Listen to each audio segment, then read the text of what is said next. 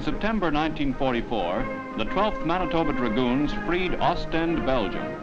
Now the Canadian unit is the guest of the city in a fete held to commemorate the liberation. A ceremony at the War Memorial sees a wreath placed on it by the Dragoons' commanding officer. Parading through the port on their way to the town square, the troopers receive the plaudits of a friendly crowd.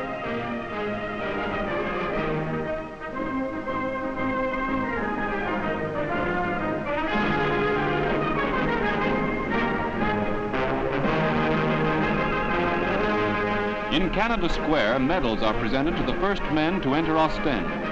The burgomaster tells of their daring deeds which helped free the city.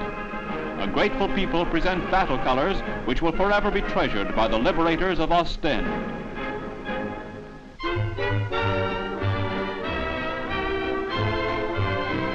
Sports of every description are helping Johnny Canuck in Holland while away the time until the long-awaited day of rehabilitation. In the holiday land of Groningen, the hours speed quickly by as the lads keep the old muscles in trim with their chosen game. In case you feel like a little canter, the Maroon Hunt Club offers a string of 24 oak burners from which you may choose your favorite.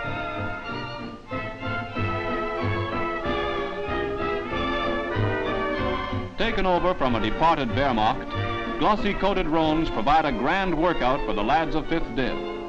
The ex-cavalrymen of units like the Lord Strathcona Horse are in their element as the boots and saddles call is sounded again. For them, it's like old time. But for the rookie riders, it'll be eating chow at the Stand Easy tonight. For those who prefer less strenuous activity, sailing the blue waters of Paterswolde is the last word in summer amusement. What could be better than a picnic on the water, especially in company with fair Dutch cousins?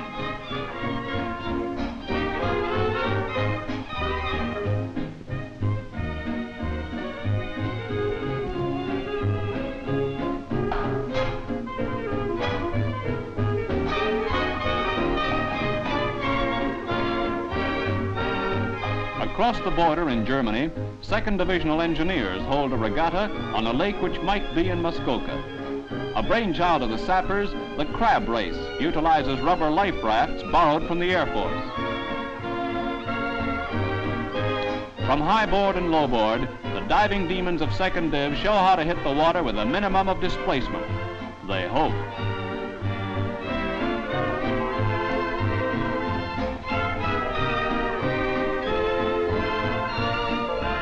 Walking through minefields from Normandy to Germany was good practice for the greasy pole, and here you land in one piece. The spectators enjoy the water jousting contest. If anyone happens to get drowned in the scrap, he is immediately disqualified. Another unique type of game which requires plenty of muscle is the pontoon race. Equipment which bridged many a Holland canal is used in the sport. So life goes merrily on as D-Mob Day rapidly approaches.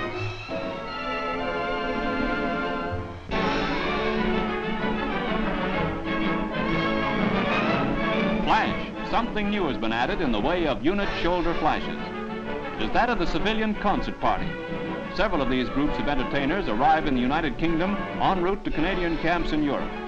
In Canada, they have been entertaining servicemen and workers in industrial war plants. Sponsored by various commercial organizations, they don battle dress at Aldershot in preparation for their tour of the continent. They are well equipped to provide some keen entertainment for Johnny Canuck.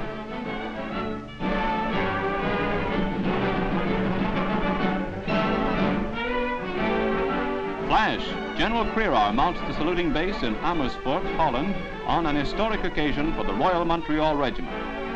It is the presentation to the reformed regiment of its new battle colors. Originally a unit of 1st Canadian Division, the RMRs later became split up into many groups for various tasks.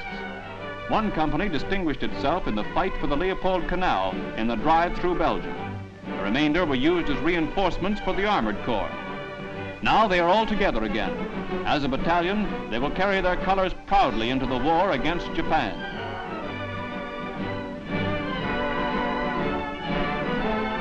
Flash. Lieutenant General Folks and Prince Bernhard arrive at Wageningen for a ceremony commemorating the German Army's surrender in Holland. The Netherlands Prince inspects the Guard of Honor, and thousands of Hollanders listen to addresses by the Canadian commander and their prince.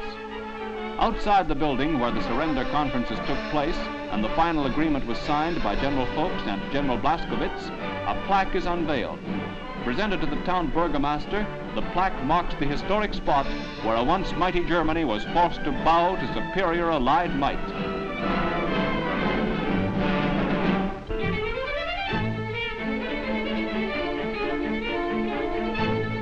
In Toronto, plans are drawn up to alleviate the bad traffic congestion experienced in downtown areas.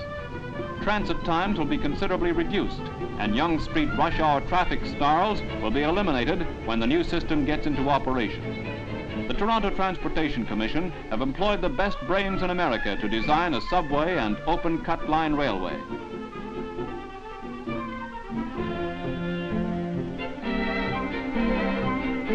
The plans of the $51 million project are now complete. Among the consultants is the engineer who designed the Chicago subway network.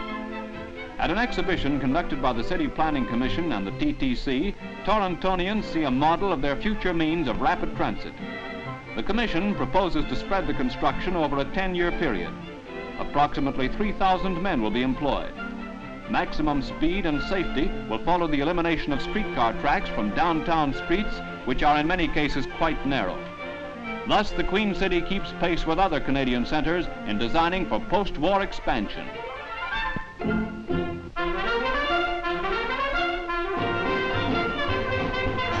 In Paris, the Royal Canadian Navy show, which took London by storm, plays to capacity audiences. Many celebrities are in attendance on the opening night. Canada's ambassador to France, General and Mrs. Vanier, Jack Benny, the famous comedian, and Nino Martini, opera singer, join the crowds of service people. Following the performance, the company takes time out to see Paris at first hand.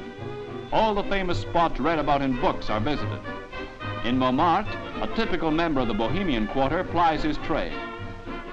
Montmartre's famous church of Sacré-Cœur is given the once-over.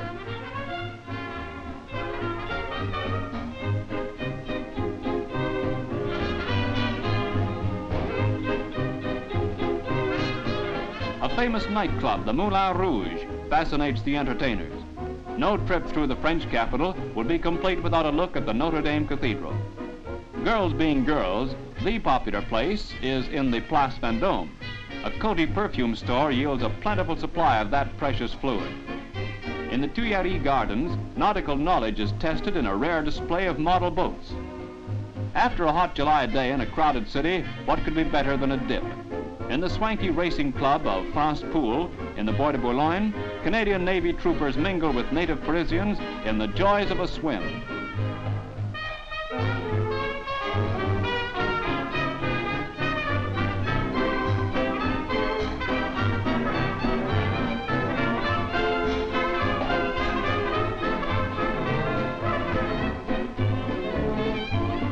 At the Paris airport, French money is exchanged for Belgian currency as the company is ready to push off for its next engagement in Brussels. During the show in the Belgian capital, offers of film contracts are made by visiting movie executives. United Nations troops flock to the performances. Thus, Canada is well represented in Europe by her Showtime ambassadors of Meet the Navy.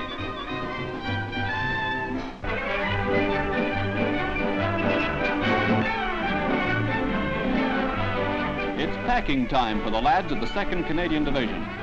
The last fighting Canadian div to leave Germany is ready to move to Western Holland on its way home.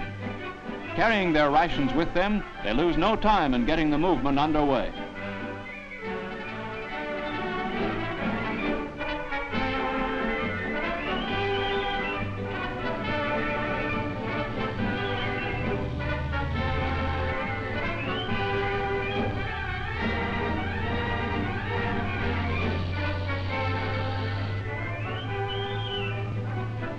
Leaving the naval barracks at Aurich, Germany, the great migration commences. There are no regrets in leaving the conquered country behind as the convoy heads for the frontiers of friendly Holland. The way back is a far pleasanter journey than the eastward trip, which took 2nd Div through Holland into Germany. Pleasanter still will be the voyage across the Atlantic, homeward bound.